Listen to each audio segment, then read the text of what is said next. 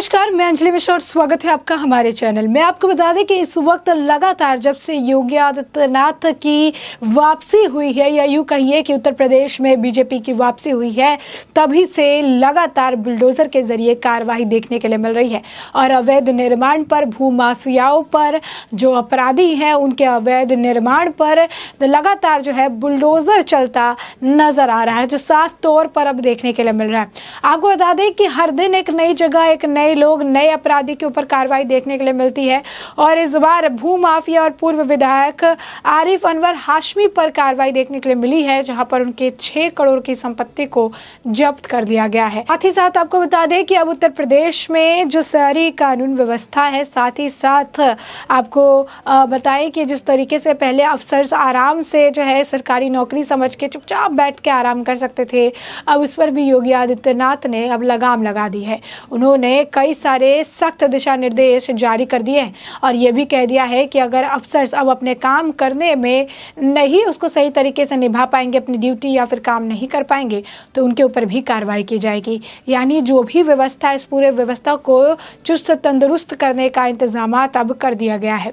तो साफ तौर पर ये सारी चीज़ें जो है एक साथ चलती नजर आ रही है। एक तरफ भूमाफियाओं पर नकेल कसी जा रही है, दूसरी तरफ जो थोड़ी बहुत लचर व्यवस्था है उसको पूरी तरीके से बेहतरीन करने के लिए प्रयास किया जा रहा है और इसे लेकर दिशा निर्देश जारी किए जा रहे हैं। तो ये पूरा मामला क्या है, कौन से भूमाफिया पर चलाया गया है जो बुलडोजर चलाने के पीछे का कारण क्या है, अफसर्स के लिए जो मंत्री हैं उनके लिए क्या कुछ नए दिशा निर्देश जारी किए गए हैं, इसके बारे में आइए हम विस्तार से जान लेते हैं। सबसे पहले हम बात करेंगे भूमाफिया पूर्व विधायक आरिफ अनवर हाशमी की। आपको बता दें कि बलरामपुर के भूमाफिया और पूर्व जो विधायक है आरिफ अनवर हाशमी, उसकी ज़मीन को कुर्क कर लिया गया है, यानी जब्त कर लिया गया है। ज़मीन की अनुमानित कीमत 6 करोड़ रुपए बताई जा रही है।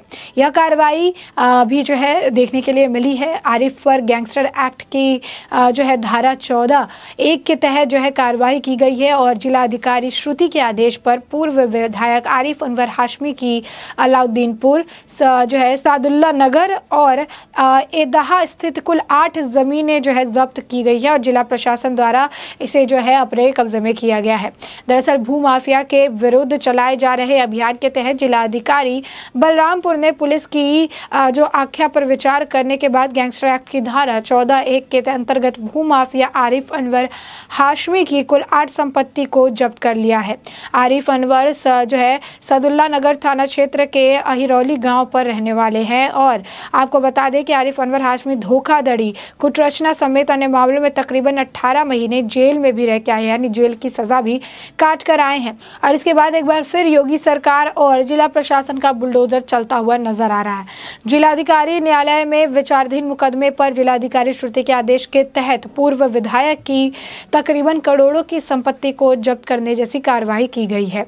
जो संपत्तियां जब्त की गई है उनका विवरण दिया गया है कि सदुल्ला नगर की एक संपत्ति है, सदुल्ला नगर की जो है तकरीबन कई सारी जो है संपत्ति जो है 3 जगहों पर दिखाई जा रही है। सदुल्ला नगर की दिखाई जा रही है, अलाउद्दीनपुर की दिखाई जा रही है, एदाहा की दिखाई जा रही है और यहीं की जो जितनी भी अलग अलग प्लॉट्स, अलग अलग संपत्तियां हैं, इन्हें जब्त किया गया है। आपको ये भी बता दें कि जो भू माफिया आरिफ अनवर हाशमी है, उनकी गैंग कैसे पहले भी लगभग 71 करोड़ 77 लाख रुपए की जो अंचल संपत्ति है उसे गैंगस्टर एक्ट की धारा 14(1) के अंतर्गत जो है जब्त कर लिया गया था।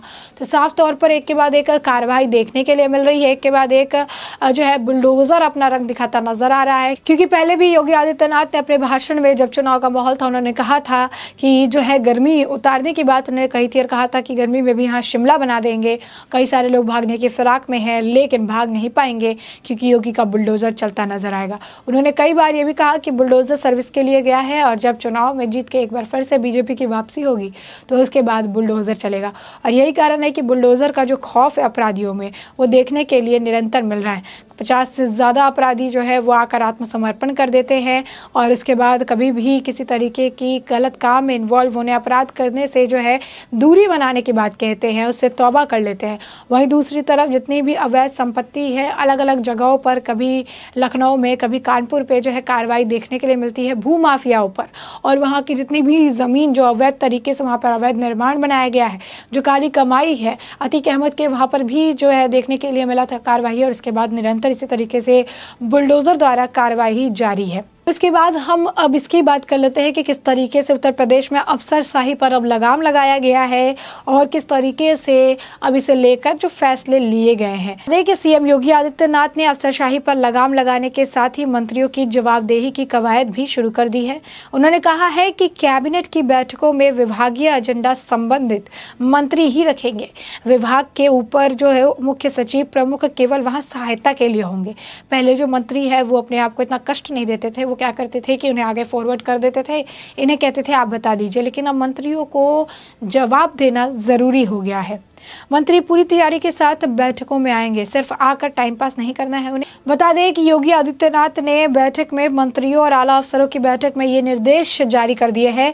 दरअसल कैबिनेट की बैठक में मंत्री तो उपस्थित होते हैं, लेकिन विभाग के एजेंडे का पूरा जो ब्यौरा होता है वो ऊपर मुख्य सचिव या फिर प्रमुख सचिव के पास होता है। और इसीलिए अब जो योगी आदित्यनाथ है वो चाहते हैं कि कैबिनेट के सामने आने वाले प्रस्ताव उनके सभी पक्षों के मंत्री पूरी जानकारी रखें, इसलिए उनके एजेंडा रखने के निर्देश दिए हैं। योगी ने यह भी कहा है कि उनके समक्ष होने वाली बैठकों या विभागीय समीक्षाओं में भी एजेंडा या प्रोजेक्शन प्रमुख सचिव स्तर के नीचे के अधिकारी नहीं रखेंगे।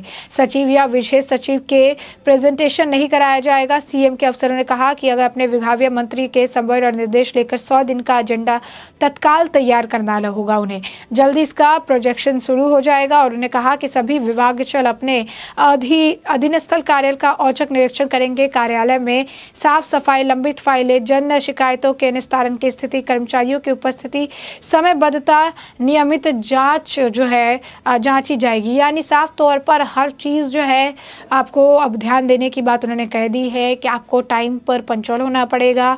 आपकी जो है अटेंडेंस लगेगी, आप लोग आ रहे हैं नहीं कर रहे हैं। अगर कोई बहुत दिन से पेंडिंग फाइल है तो उस पर आपने क्या कार्रवाई की है, इस बात की भी आपको जवाबदेही देनी पड़ेगी। ऑफिस की साफ सफाई वगैरह का भी आपको ध्यान देना पड़ेगा। यानी पूरी पूरा जो एक पैकेज है उन्होंने ये कह दिया है कि अब ये आपकी जिम्मेदारी है और आप इस जिम्मेदारी से नहीं भाग सकते या फिर जो नीचे के कर्मचारी है उन्हें नहीं दे सकते हैं। ये जिम्मेदारी आपको निभानी पड़ेगी और इस जिम्मेदारी को लेकर आपको जवाब भी देना पड़ेगा। यानी आप जवाबदेही अब सरकार के सामने है। पहले जिन चीज़ों को लेकर जवाब नहीं मांगा जाता था अब उन्हें लेकर जवाब मांगा जा रहा है और इसे लेकर अब जवाब देने की ज़रूरत भी है। अब यही नहीं, आपको बता दें कि उन्होंने सख्त निर्देश जारी करते हुए ये भी कह दिया है कि अगर कोई समस्या है और उस समस्या का निपटारा अफसर नहीं कर पा रहे हैं या फिर उसमें काफ़ी ज़्यादा लापरवाही बरत रहे हैं, तो अगर समस्याओं के निपटारे में लापरवाही करेंगे अफसर तो अफसरों पर भी कार्रवाई की जाएगी। यानी किसी तरीके की कोई ढिलाई की गुंजाइश नहीं है। सभी को अपना काम बहुत ही बेहतर और परफेक्ट तरीके से करना पड़ेगा और इसके बाद जो काम वो कर रहे हैं उसे लेकर उन्हें जवाब भी देना पड़ेगा। यानी जो पहले ये सोचते थे कि चलो सरकारी नौकरी है, आराम से बैठेंगे, कोई चिंता नहीं है, जो करने वाले हैं एम्प्लॉयज़ छोटे हैं जो हमसे निचले स्तर पे हैं वो करेंगे, लेकिन अब ऐसा नहीं है क्योंकि योगी आदित्यनाथ की सरकार में हर व्यक्ति जो है बराबर है और हर व्यक्ति को अपने जो रिस्पॉन्सिबिलिटीज़ दी गई है उस वो रिस्पॉन्सिबिलिटीज़ का निर्वाह करना काफ़ी ज़्यादा अब अहम माना जा रहा है और इसीलिए अब इन्हें जवाबदेही भी की गई है। साथ ही उन्होंने किसानों को लेकर भी कहा है कि किसानों की हर हाल में मिले MSP का लाभ और इसको लेकर उन्होंने कहा किसी भी तरीके से किसानों को जो है कोई तकलीफ नहीं होनी चाहिए। बच्चों को लेकर भी उन्होंने कहा है कि अब कोई भी बच्चा स्कूल जाने से वंचित ना रहे, इसे लेकर भी सारे जो है कानून नियम जो है बनाए जाएंगे। कहा कि ऐसी कार्य योजना तैयार करें कि एक भी बच्चा स्कूल जाने से वंचित ना रहे। जो है प्रदर्शित या अभिभावक की सुविधा के ध्यान में रखते हुए बेसिक शिक्षा परिषद के विद्यालय में बच्चों के यूनिफॉर्म आदि के लिए जो है शासन से जारी होने वाली राशि सीधे अभिभावक के बैंक खाते में भेजी और उनकी व्यवस्था की जाए और इसीलिए सुनिश्चित किया जाए कि बच्चे निर्धारित यूनिफॉर्म में स्कूल भी जा रहे हैं।